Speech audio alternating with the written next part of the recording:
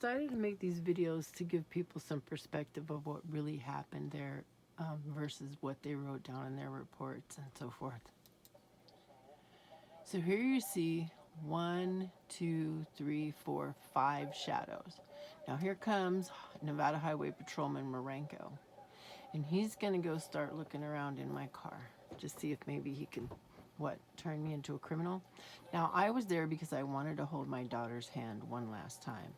Had I been there, we would have probably found her precious jewels that were so important to her. And her grandfather's belt buckle.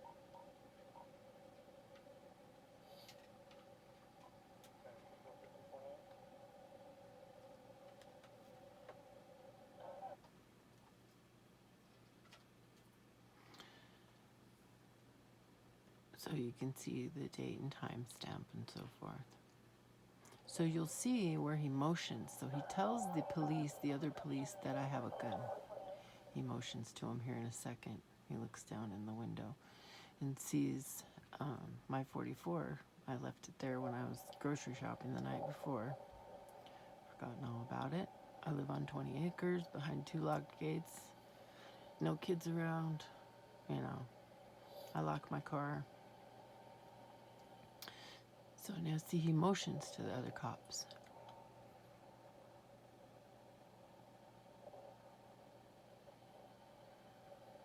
And you'll be able to see on the other body cams. Okay, so then he comes back over. We'll skip forward real quick. Comes back over. And now he wants to ask me about horses.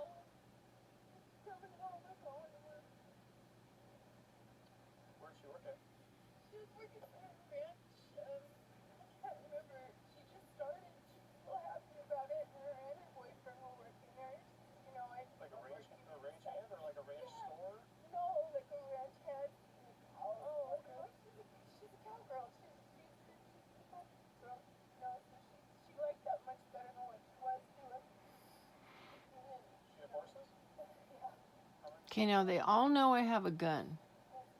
At least this guy knows, for sure.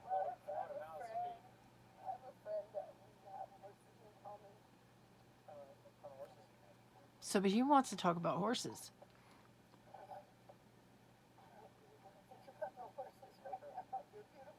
Yeah, I don't want to talk about horses. My daughter's just been killed. Trying to make small talk? You just saw a gun in my car, told all your buddies, and then this is what's really creepy. Watch what happens next.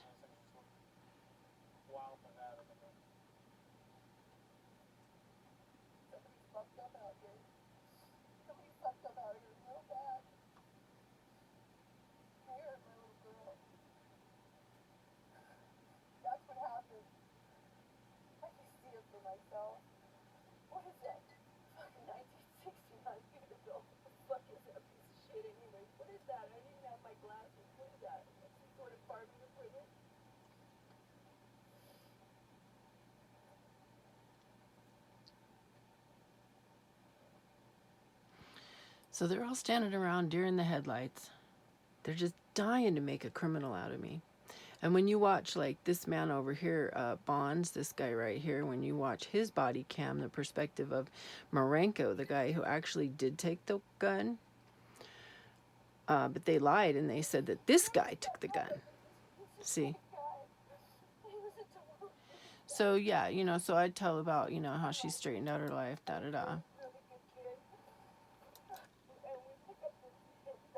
And I'm telling about how we discovered our own genealogical history, but we already had these, like, past memories we couldn't explain, so or whatever, right?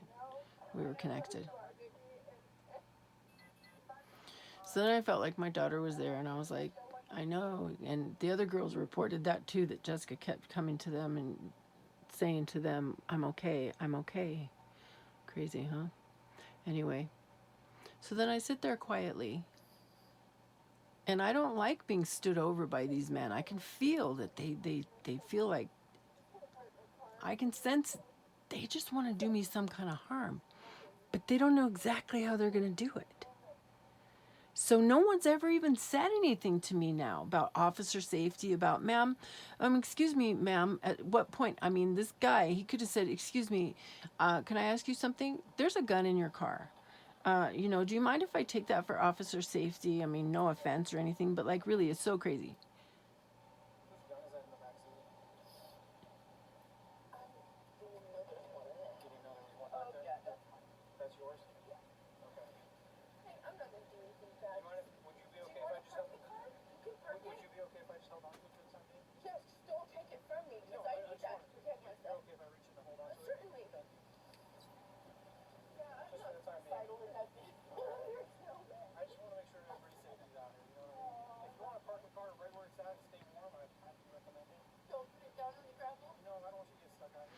So, okay. So we know who took the gun, right? Because here he is. He's fondling my gun, you know, like way too much in my opinion. And then when he gets caught walking away from that, right before his supervisor tells him to turn his body cam off, he gets caught talking about a scenario where if they could articulate, where if there was an active officers on the scene and pedestrians and she's not stopping, and you have to draw your weapon on her and she aims at you, you can do what you have to do and you know, use lethal force. Like, seriously, this is nuts. Like, these guys, they're just, whoa. It doesn't even make sense what they're doing here, and I think they realize it too. So they're treading on real thin ice, and it just gets crazier and crazier and crazier. Like, if you think this is crazy, it's nothing. Wait till you hear the transcripts of what they're saying. See, so, you know, this is ridiculous. So he's got my baby. I've had that gun for an awful long time.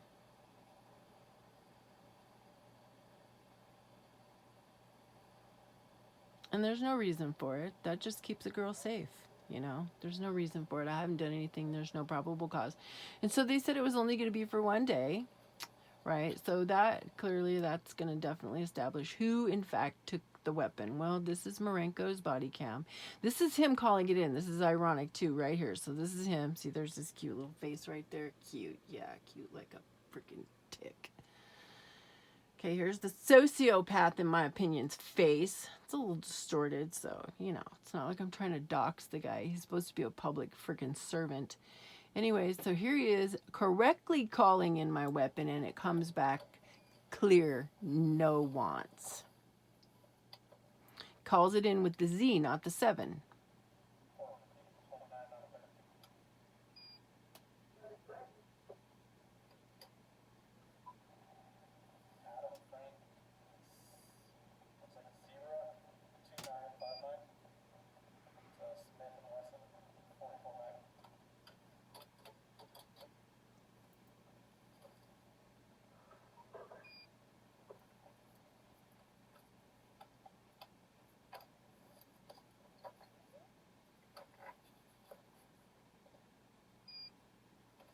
This is serious business, people. These are our rights. This is my rights.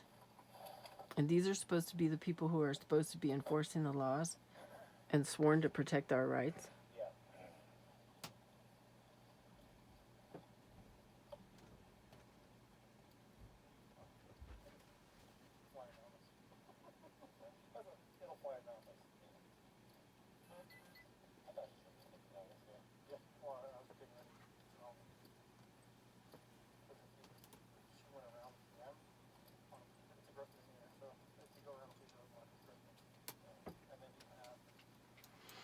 Okay, so he's saying that I went around a roadblock. There was a DOT guy standing there next to a white pickup truck, I believe it was. And I stopped momentarily and hollered at him, "That's my baby, I'm going," right? So he threw his hands in the air. So that's not exactly a barricade or a police roadblock. But what they're talking about is a way to turn me into a criminal here. And then they're also fantasizing about